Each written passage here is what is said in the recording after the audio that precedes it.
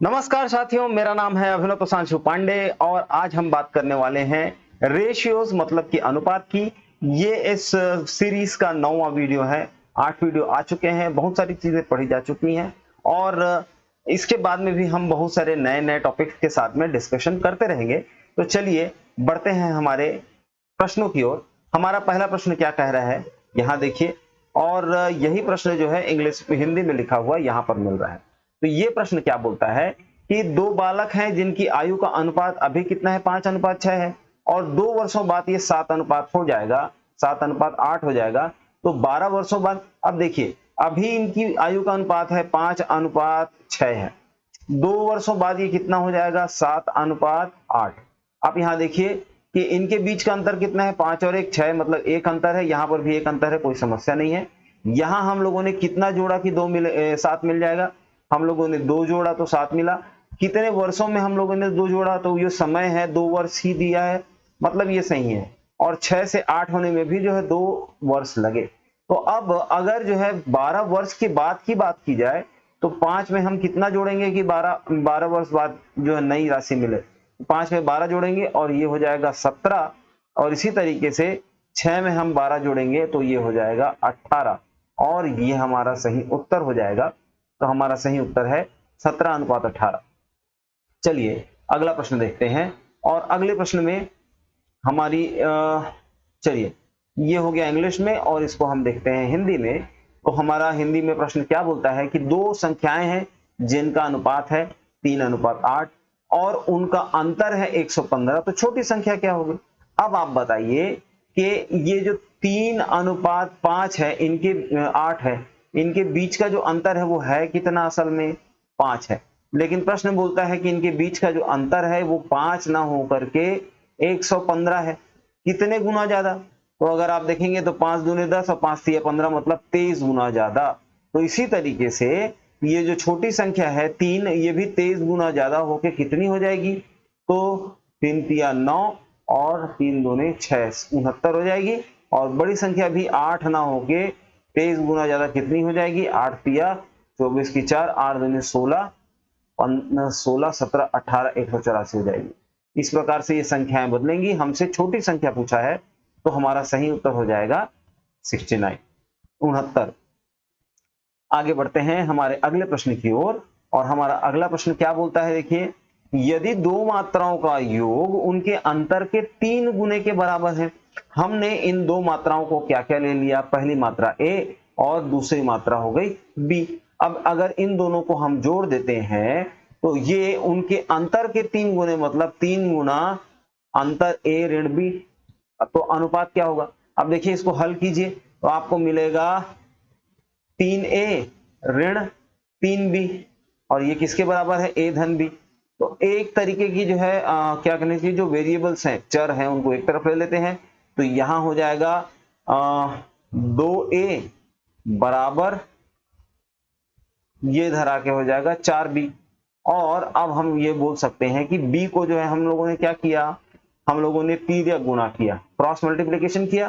तो ये b नीचे आ जाएगा तो a बाई बी हो जाएगा, और इक्वल टू ये 2 जो है नीचे चला जाएगा तो 4/2 हो जाएगा। ये हम लोगों ने देखा। क्या 4/2 हमारे उत्तर में है, नहीं है। क्या इसको कटा सकते हैं, बिल्कुल कटेगा, ये 2:1 हो जाएगा और ये हमारा सही उत्तर हो गया। अगला प्रश्न देखेंगे हम। और अगला प्रश्न क्या है, देखिए कि दो संख्याएं हैं हिंदी में। देखिए दो संख्याओं का जो अनुपात अभी कितना है, 2:3 है, 2:3 है। और 8 जोड़ देने पर इनके बीच का जो अनुपात हो जाएगा वो कितना हो जाएगा, तो 8 जोड़ने पर इनके बीच का जो नया अनुपात हो जाएगा वो 3:4 हो जाएगा। यहां देखिए 2 में हम लोगों ने कितना जोड़ा, 1 जोड़ा तो जो है 3 बना। इसी तरीके से 3 में हम लोगों ने कितना जोड़ा, 1 जोड़ा तो 4 बना। अब असल में प्रश्न में क्या बोल रहा है, 8 नहीं जोड़ा, मतलब 1 नहीं जोड़ा, इसका 8 गुना हम लोगों ने 8 जोड़ा। तो इसी प्रकार ये संख्याएं भी 2 ना होके 2 की 8 गुना 16 और 3 ना होके 3 की 8 गुना 24 होंगी। इन दोनों संख्याओं को जोड़ो तो 5 8 40 होता है, और ये हमारा उत्तर हो जाएगा कितना, 40। हम लोगों ने क्या किया, 2 + 3 और इसका जो है 5 गुना कर दिया तो 40 हमारा उत्तर आया। सी हमारा करेक्ट आंसर हो गया। चलिए देखते हैं हमारे अगले प्रश्न को, और हमारा अगला प्रश्न है, अच्छा, अब ए और बी का जो अनुपात है वो कितना है, 4:5 है, और उनका अंतर कितना है, 81 है। तो ए का मान क्या होगा? देखिए दो संख्याएं 4:5 है, इनके बीच का अंतर बताओ। इनके बीच का अंतर 1 है, लेकिन प्रश्न क्या बोलता है, यहाँ प्रश्न जो है हिंदी में अलग और इंग्लिश में अलग है। प्रश्न में बोलता है कि उनके वर्गों का अंतर 91 है, ठीक है, 81 है। तो 4x हमारी पहली संख्या और 5x हमारी दूसरी संख्या, इनका वर्ग निकालेंगे तो यहां हो जाएगा 4 चौके 16x और 5 पंचे 25x का वर्ग, और यहां पर भी x का वर्ग। अब बताइए इनके बीच में जो अंतर है वो कितना है? 25 में जब 16 जाएगा तो हमारे पास बचेगा 9 और यहाँ x का वर्ग। तो 9x का वर्ग ना होके ये संख्या है कितनी असल में? 81 है। मतलब x की वैल्यू क्या आ जाएगी? तो x वर्ग की वैल्यू हो जाएगी 81/9। 9 x वर्ग की वैल्यू 9 और x की वैल्यू हो जाएगी 3। तो अब हमसे प्रश्न में क्या पूछ रहा है, a की वैल्यू कितनी होगी? तो a का मान भी 4 ना होके 4x कितना होता है, 4 तिया 12, और 12 हमारा सही उत्तर हो जाएगा। आप लोगों ने इस प्रश्न को समझा? मैं आपको एक बार और बताता हूं कि उनके वर्गों का अंतर यहाँ पे होना चाहिए, ठीक है। तो अगर वर्गों का अंतर कितना है, 81 है, ठीक है। तो वर्गों का अंतर 81 है, मतलब यहाँ पर 4 का भी वर्ग 16, x का वर्ग धन 5x का वर्ग, धन नहीं आएगा यहाँ पर, हाँ, और ये 5 पंचे 25 x का वर्ग। इनके बीच का जो अंतर है वो असल में है 9x का वर्ग, और इस संख्या का मान है 81, इसलिए हमको x के वर्ग का मान मिला 9 और x का मान मिला 3। इसलिए अब हम लोगों ने क्या किया, 4 से 3 का गुणा करके 12 उत्तर ले आए। ये हमारा सही उत्तर होगा, ठीक है। चलिए अगला प्रश्न देखते हैं, और हमारा अगला प्रश्न क्या है। अब देखिए यहां पर जो है दो चीजें हैं जो हमको पता होना चाहिए, और यहां पर पहली चीज क्या है, ये देखिए सेमी पेरीमीटर क्या होता है। आपने हेरॉन्स फॉर्मूला पढ़ा होगा, जहां हम वर्ग का जो है जो क्षेत्रफल निकालना होता है उसके लिए जो है हम ये यूज करते हैं। मैं आपको बता दूं हेरॉन्स फॉर्मूला के लिए S का मतलब होता है A धन B धन C बटा 2। ये जो है S का मान होता है। अब आप प्रश्न देखिए, आपसे प्रश्न आसानी से बनेगा। तो हम लोगों ने क्या देखा कि एक त्रिभुज में क्या है, S ऋण A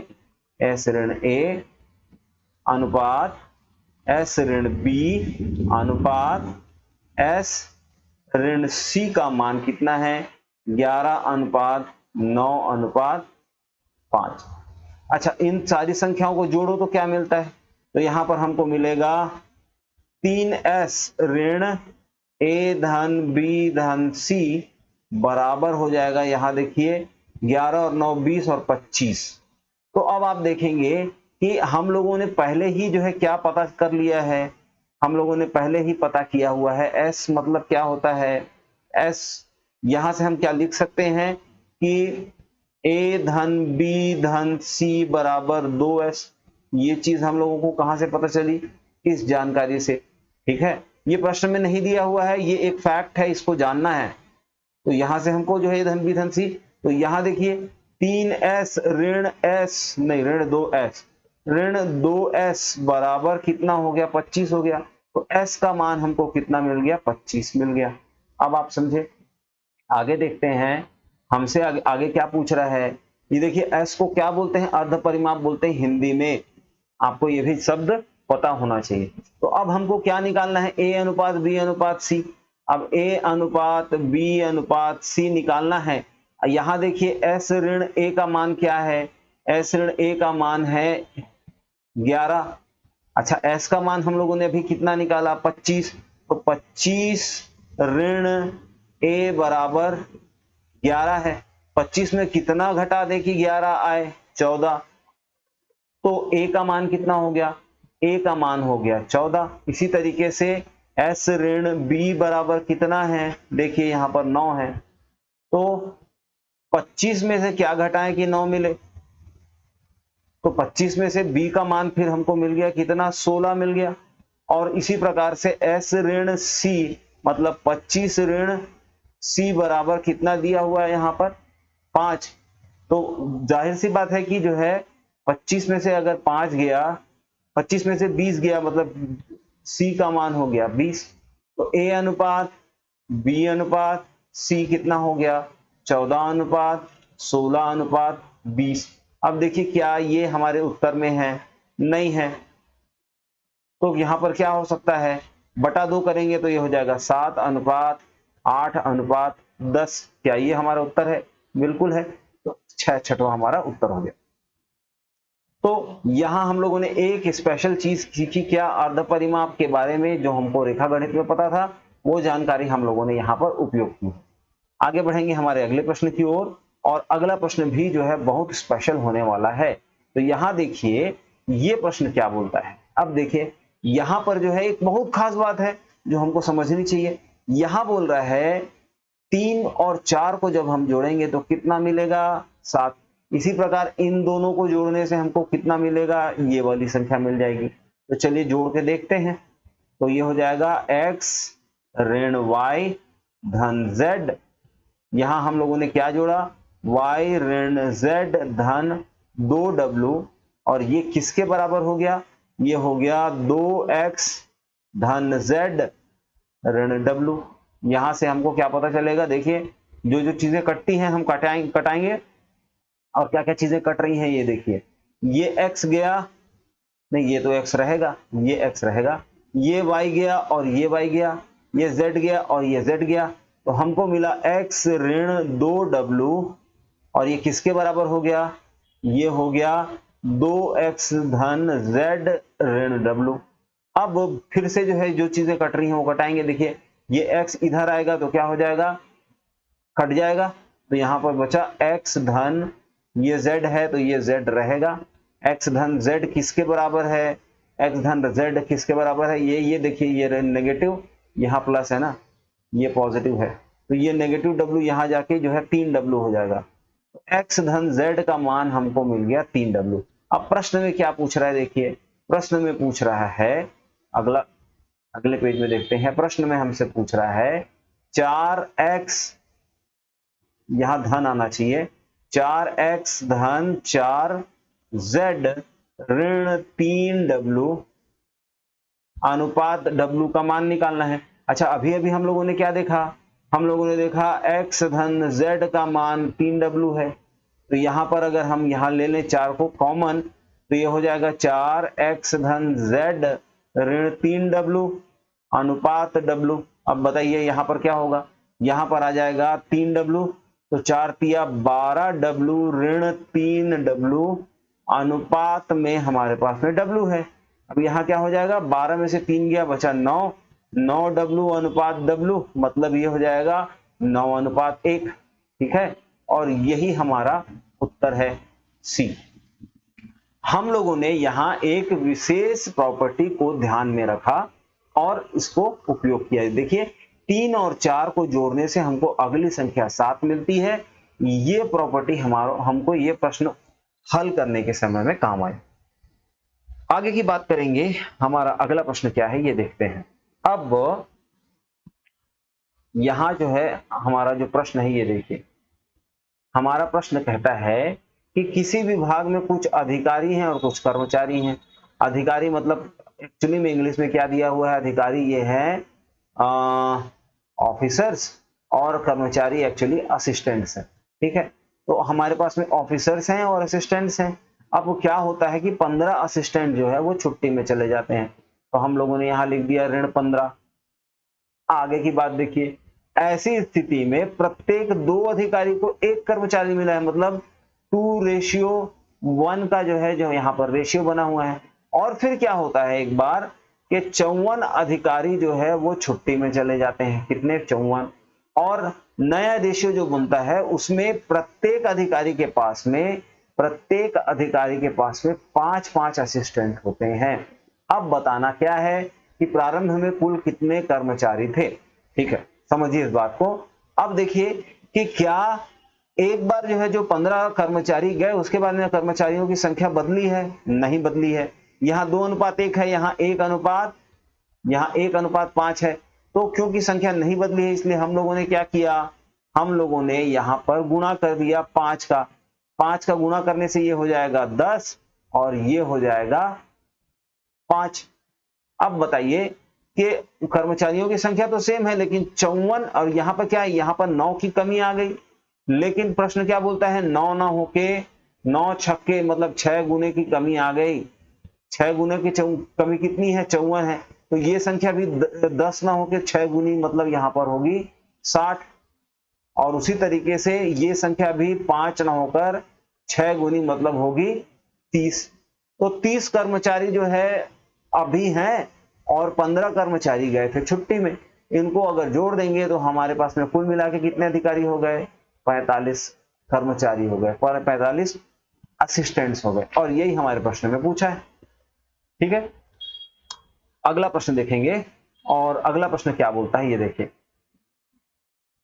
170 रुपए को 170 रुपए को कितने लोगों में बांटा गया, 55 महिलाओं में, नहीं 55 कुल मिला के, महिला या पुरुष कुछ भी हो सकता है। तो 55 लोगों में बांटा गया 170 रुपए। चलिए अब क्या बोल रहा है, पुरुषों द्वारा कुल राशि 8:9 के अनुपात में थी। मतलब यहां पुरुष लोगों को अगर मेल और यहां पर फीमेल है तो इनके बीच में जो डिस्ट्रीब्यूशन हुआ वो कितना हुआ। अगर मेल सारे आदमी लोगों को मिला के 8 रुपए मिले तो सारी औरतों को मिला के 9 रुपए मिल गए। यहां तक की बात सही है।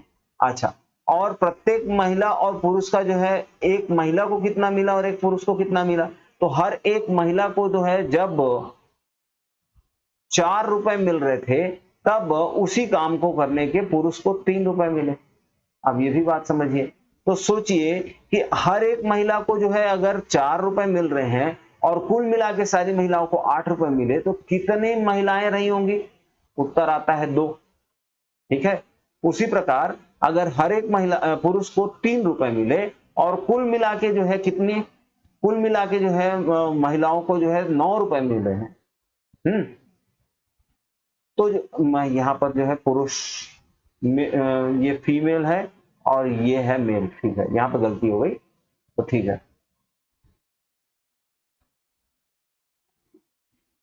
हाँ, तो कुल मिला के पुरुष कितने हैं ये पता करना है। एक पुरुष को 3 रुपए मिल रहा है और कुल मिला के सारे पुरुषों को मिला के 9 रुपए मिले, तो कुल मिला के पुरुष कितने थे, तो यहां पर आएगा 3।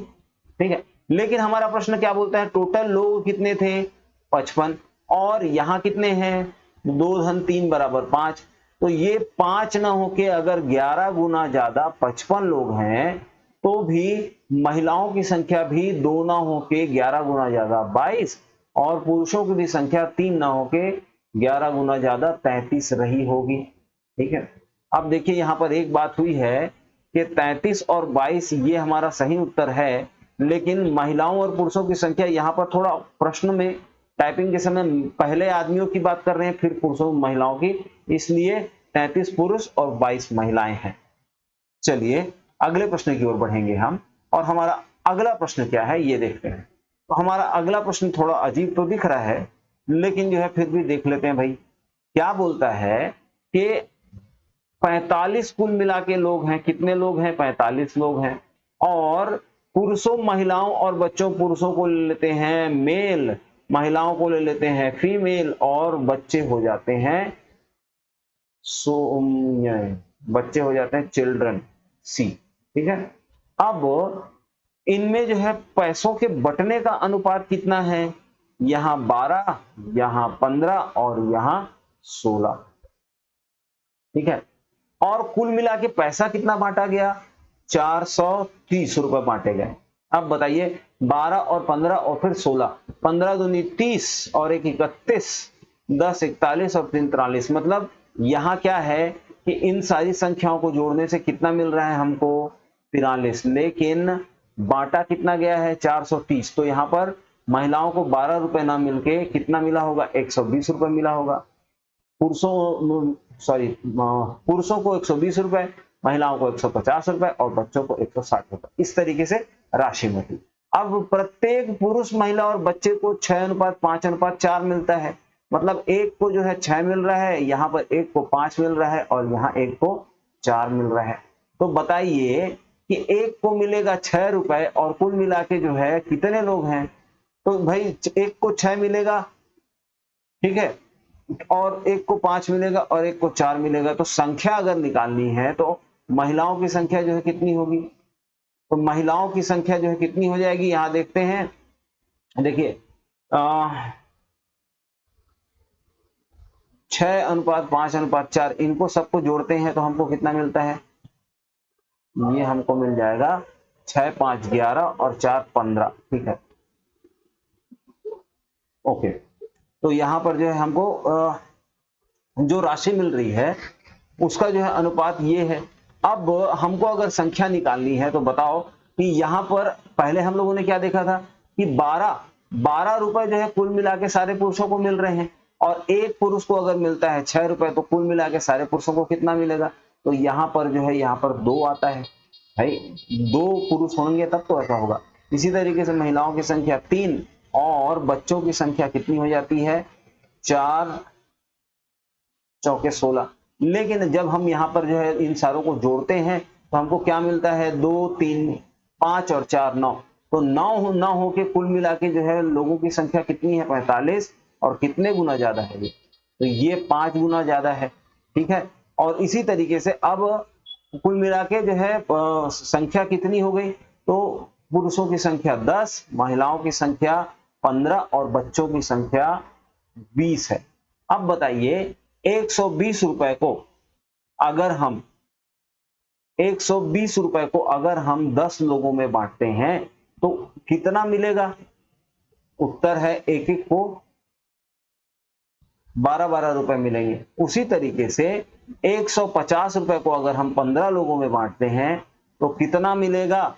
तो 15 दहम 150 मतलब 10 रुपए मिलेंगे। और अगर मैं 20 रुपए को 160 रुपए को 20 लोगों में बांटूं तो हर एक को कितना मिलेगा? 8 रुपए मिलेगा। 8 दूनी 16, 160। तो इस प्रकार से जो है सबके द्वारा प्राप्त की गई जो राशि का है ये जो है हमको प्रत्येक पुरुष को 12 रुपए, प्रत्येक महिला को 10 रुपए और प्रत्येक बच्चे को 8 रुपए मिला। सी हमारा सही उत्तर है। तो इस प्रकार से हम लोगों ने क्या देखा कि अच्छा एक और प्रश्न रह गया हमारा। एक और प्रश्न क्या कहता है कि दो जो संख्याएं हैं हमारे पास में, कोई दो संख्याएं हैं और दोनों संख्याओं को का जो अनुपात है वो 1:2 है। अब इसमें जो है अगर हम 7 जोड़ दें दोनों तरफ तो इनका जो है जो अनुपात है वो 3:5 हो जाता है। तो वो संख्याएं क्या है ये बताइए। देखिए यहां पर जो अंतर है वो 1 का है और यहां पर जो अंतर है वो 2 का है। तो हम क्या करेंगे, यहां 2 का गुना करेंगे और ये अनुपात हो जाएगा 4:2 और यहां हो जाएगा 2:4 हो जाएगा और यहां हो जाएगा 3:5, ठीक है। तो 2:4 से दो में कितना जोड़े तो 3 आ जाएगा, 1 जोड़ेंगे। उसी तरीके से 4 में कितना जोड़ेंगे तो 5 आएगा, 1 जोड़ेंगे। लेकिन प्रश्न क्या बोलता है कि 1 नहीं जोड़ रहे हैं, इसका 7 गुना ज्यादा 7 रुपए जोड़ रहे हैं या 7 संख्या जो जोड़ रहे हैं। तो इसी प्रकार ये 2 ना होके क्या होगा, 7 गुना ज्यादा 14 हो जाएगा और ये भी 3 ना होकर नहीं 4 ना होकर 7 गुना 14 28 हो जाएगा। इस प्रकार हमको ये दोनों संख्याएं मिल गई 14 और 28 और ए हमारा सही उत्तर है। हम लोगों ने अभी तक अनुपात और समानुपात के टोटल 9 वीडियोस देखे। अगर जरूरत पड़ी तो आपको इसी सीरीज में और भी वीडियोस देखने के लिए मिलेंगे। इसके बाद में जो अगला चैप्टर हम शुरू करने वाले हैं वो क्या है, वो है लघुत्तम समापवर्त और महत्तम समापवर्तक, मतलब एचसीएफ और एलसीएम, ठीक है। तो जुड़े रहिए हमारे चैनल से। अगर आपने अभी तक सब्सक्राइब नहीं किया है तो इस चैनल को सब्सक्राइब करें और पीडीएफ के लिए हमारे टेलीग्राम चैनल में जाएं, ठीक है। तो मिलते हैं अगले वीडियो में और तब तक के लिए धन्यवाद।